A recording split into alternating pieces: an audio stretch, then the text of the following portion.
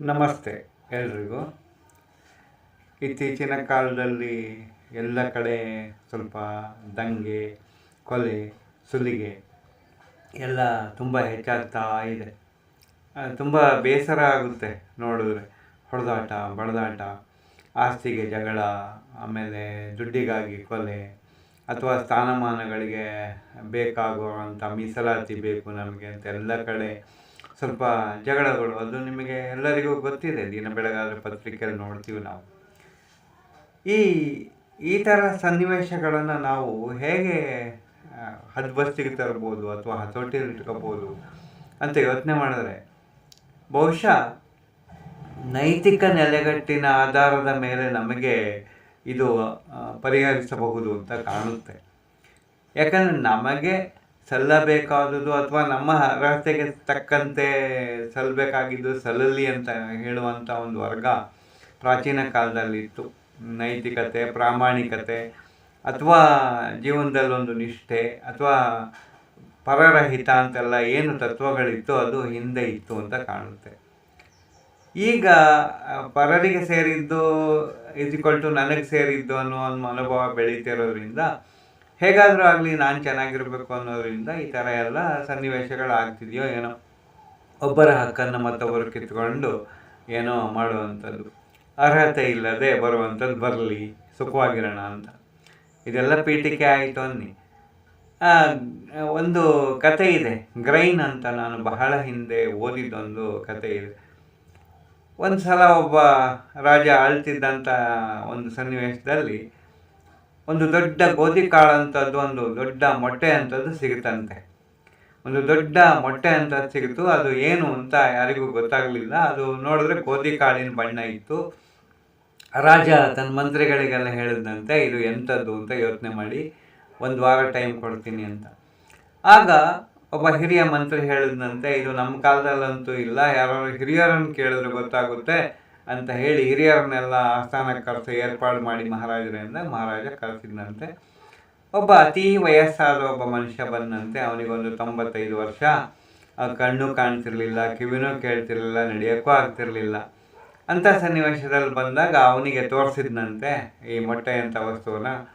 ಏನು ಸ್ವಾಮಿ ಇದು ಅಂದರೆ, ನಂಗೆ ಗೊತ್ತಿಲ್ಲ, ಇದು ನಮ್ಮ ಅಪ್ಪನ ಕಾಲದಲ್ಲಿ ಬಹುಶಃ ಏನಾದ್ರು ಇರ್ಬೋದೇನೋ ಅಂತ ಹೇಳಿ ಯೋಚನೆ ಮಾಡಿದಾಗ, ರಾಜ ಯೋಚನೆ ಮಾಡ್ತಾನಂತೆ, ಇವನೇ ಹಿಂಗಿದ್ರೆ ಇವನ ಅಪ್ಪ ಹೇಗಿರ್ಬೋದು ಅಂತ ಯೋಚನೆ ಮಾಡುವಾಗ, ಆಯಿತು ಅವ್ರ ಅಪ್ಪನ ಕರ್ಕೊಂಬನ್ನಿ ಅಂತ ಹೇಳಿದಾಗ ಆಶ್ಚರ್ಯಚಕಿತ ಆಗುವಂತೆ ಅವರ ಅಪ್ಪ ಇದ್ದವನು ತಾನಾಗೆ ಸ್ವಲ್ಪ ನಡ್ಕೊಂಡು ಬಂದಂತೆ, ಬೇರೆಯವರ ಸಹಾಯ ಇಲ್ಲದೆ.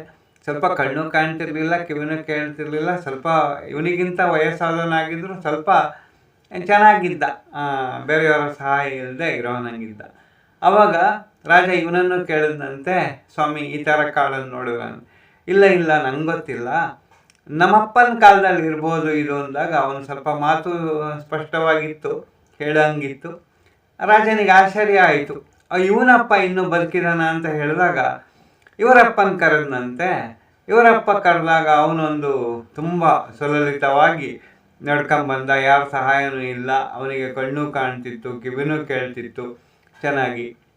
ಆಮೇಲೆ ಆ ಕಾಳನ್ನು ನೋಡಿದಂತೆ ಬಹಳ ಸಂತೋಷದಿಂದ ಅದನ್ನ ಒಂದು ಸ್ವಲ್ಪ ಒಡೆದು ಚಪ್ಪರಿಸಿ, ಹಬ್ಬ, ನಮ್ಮ ಕಾಲದ ಗೋಧಿ ಕಾಳನ್ನು ತಿಂದು ತುಂಬ ದಿನ ಆಗಿತ್ತು ಅಂತ ಹೇಳಿದಾಗ ರಾಜನಿಗೆ ಆಶ್ಚರ್ಯ ಆಯ್ತಂತೆ. ಸ್ವಾಮಿ, ನಿಮ್ಮ ಮೊಮ್ಮಗ ನೋಡಿದ್ರೆ ನಡೆಯೋಕ್ಕಾಗ್ತಿರ್ಲಿಲ್ಲ, ಇನ್ನೊಬ್ಬರ ಸಹಾಯದಿಂದ ಬಂದ, ಅವನಿಗೆ ಕಣ್ಣು ಕಾಣ್ತಿರ್ಲಿಲ್ಲ, ಕಿವಿನೂ ಕೇಳ್ತಿರ್ಲಿಲ್ಲ. ಮತ್ತು ಅವರ ಮಗ ಬಂದಾಗ ಅವನಿಗೆ ಸ್ವಲ್ಪ ನಡೆಯೋಕ್ಕಾಗ್ತಿತ್ತು, ಮಾತು ಅಸ್ಪಷ್ಟವಾಗಿದ್ರು, ಕಣ್ಣು ಕಾಣ್ತಿತ್ತು ಸ್ವಲ್ಪ ಮಟ್ಟಿಗೆ, ಕಿವಿನೂ ಕೇಳ್ತಿತ್ತು. ಆದರೆ ನಿಮಗೆ ಮಾತ್ರ ಒಂಚೂರು ಆರೋಗ್ಯ ಕೆಟ್ಟಿಲ್ಲ, ತುಂಬ ಸದೃಢವಾಗಿದ್ದೀರಿ. ಈ ರಹಸ್ಯ ಏನು ಅಂತ ಕೇಳಿದಾಗ ಆ ಮನುಷ್ಯ ಹೇಳಿದಂತೆ, ನಮ್ಮ ಕಾಲದಲ್ಲಿ ನಾವು ಎಲ್ಲಿ ಬೇಕಾದ್ರೂ ಬಿತ್ತುತ್ತಿದ್ವಿ, ಬೆಳೀತಿದ್ವಿ. ಒಬ್ಬರ ಶ್ರಮವನ್ನು ಮತ್ತೊಬ್ಬರು ಕಿತ್ಕೊಂತಿರ್ಲಿಲ್ಲ. ಪರರ ವಸ್ತು ಪಾಷಾಣಕ್ಕೆ ಸಮ ಅಂತ ನಾವು ಅಂದ್ಕೊಂಡು ಸಹೃದಯತೆಯಿಂದ ಬದುಕ್ತಿದ್ವಿ. ಕೊಡುವ ತೆಗೆದುಕೊಳ್ಳುವ ವ್ಯವಹಾರ ಚೆನ್ನಾಗಿತ್ತು, ಮೋಸ ಇರಲಿಲ್ಲ. ಒಟ್ಟಿನಲ್ಲಿ ನೈತಿಕ ನೆಲೆಗಟ್ಟು ಇತ್ತು. ಅದಕ್ಕೆ ಏನಾಗಿತ್ತು ಅಂದರೆ ಇಂಥ ಧಾನ್ಯಗಳು ಬೆಳೀತಿದ್ವು ಅಂತ ಹೇಳಿದ್ನಂತೆ. ರಾಜ ಆಶ್ಚರ್ಯಪಟ್ಟನಂತೆ ಇದನ್ನ ಕೇಳಿ. ಅಂದರೆ ಮಕ್ಕಳೇ, ನಾನು ಎಲ್ಲರಿಗೂ ಹೇಳೋದು, ಬಹುಶಃ ಕಾಲ ಕೆಟ್ಟೋಯ್ತು ಅಂತ ಹೇಳುವಾಗ ಈ ನೀತಿ ಕಥೆಯಿಂದ ನಮ್ಗೇನು ಗೊತ್ತಾಗುತ್ತೆ ಅಂದರೆ, ಕಾಲ ಕೆಟ್ಟೋಗಿದ್ದಲ್ಲ, ನಮ್ಮ ನೈತಿಕ ನೆಲೆಗಟ್ಟು ನಮಗೆ ಅರ್ಹತೆ ಇಲ್ಲದನ್ನು ಹೇಗಾದರೂ ಹೋರಾಟದ ಮೂಲಕನಾದರೂ ಇನ್ನೊಬ್ಬರದ್ದು ಕಿತ್ಕೊಂಡು ನಾವೇನಾದರೂ ಸಂಪಾದಿಸೋಣ, ಸುಖವಾಗಿರೋಣ ಅನ್ನೋದು ಬಹುಶಃ ಕಾರಣ ಅಂತ ನನಗನ್ಸುತ್ತೆ. ಇದೆಲ್ಲ ಈಗಿನ ಕಾಲಘಟ್ಟದ ಮಹಿಮೆ ಆಗಿದೆ. ಬಹುಶಃ ನೈತಿಕ ನೆಲೆಗಟ್ಟು ಉನ್ನತ ಮಟ್ಟಕ್ಕೆ ಹೋದರೆ ಎಲ್ಲರೂ ಸಂತೋಷವಾಗಿರ್ಬೋದೇನೋ. ಆ ಥರ ಕಾಲ ಬರಲಿ. ಯಾವುದೂ ಕೂಡ ಈ ಜಾತಿ, ನೀತಿ, ಹೆಸರು, ಕುಲ, ಗೋತ್ರಗಳಿಂದ ಗುರುತಿಸುವುದೋ ಅಥವಾ ಭಿನ್ನವಾಗಿ ಚಿನ್ನವಾಗಿ ಬದುಕುವುದೋ ಬೇಡ ಅಂತ ನಮ್ಮ ಗುರುಗಳು ಯಾವಾಗಲೂ ಹೇಳ್ತಿದ್ರು. ಒಳ್ಳೆಯ ವಿಷಯಗಳನ್ನು ಹೇಳುವಾಗ ಎಲ್ಲರಿಗೂ ಆ ಸದ್ಬುದ್ಧಿ ಬರಲಿ. ಬಾಕಿ ಎಲ್ಲ ವಿಷಯ ನಾಳೆ ಮಾತಾಡೋಣ. ನಮಸ್ತೆ.